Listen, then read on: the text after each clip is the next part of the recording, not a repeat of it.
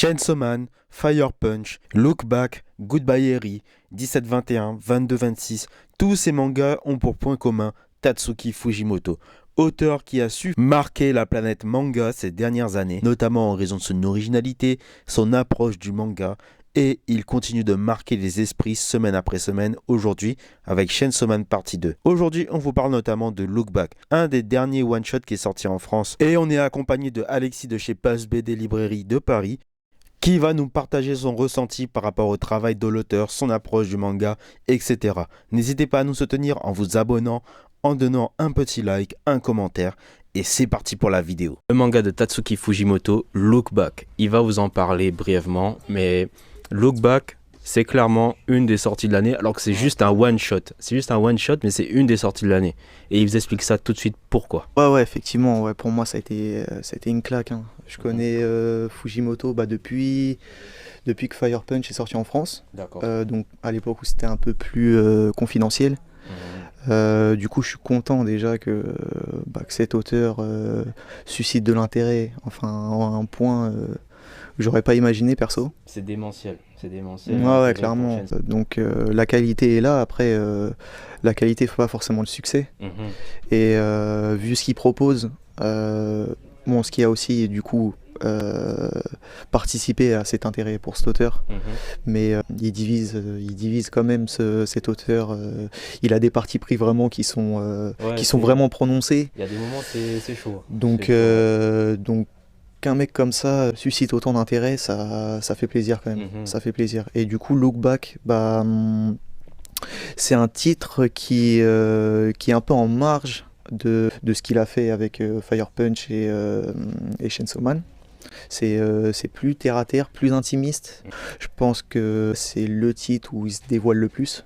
Et ça a surpris même les gens, je pense, ce genre carrément. d'histoire. Quand on regarde Fire Punch et Chainsaw Man enchaîné sur un titre tranche de vie, mais qui est quand même assez hard à la fin, sur la fin, c'est très surprenant de voir l'auteur arriver à ce niveau-là. On ne le pensait pas faire ce genre d'histoire en fait. Ouais, c'est ça, il a pris un peu à contre-pied avec ce titre. Ouais. Avant, il avait fait les histoires courtes qui sont sorties aussi cette année où tu captes déjà que le mec peut faire beaucoup de choses. Ouais, mais au moment où j'ai lu Look Back, j'étais pas forcément conscient de ça. Et c'est maîtrisé avec brio.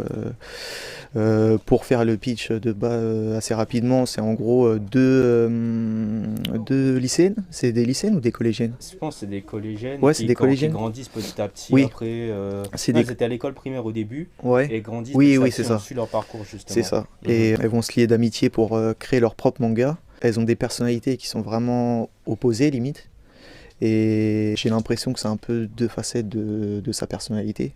C'est l'impression que j'ai eue en lisant Look Back. Il se dévoile de manière assez discrète au final, mais c'est des parcelles qui sont distillées un peu, et je trouve ça vraiment maîtrisé, que ça soit au niveau de la narration, au niveau du découpage, qui est hyper important au-delà de l'esthétique pour ce titre, je trouve, parce que cette mise en scène fait développer les persos au final. Il y a souvent des absences de texte qui racontent quelque chose, et tout se passe dans le découpage qui fait très storyboard. On sent la petite branche cinéma aussi. Carrément.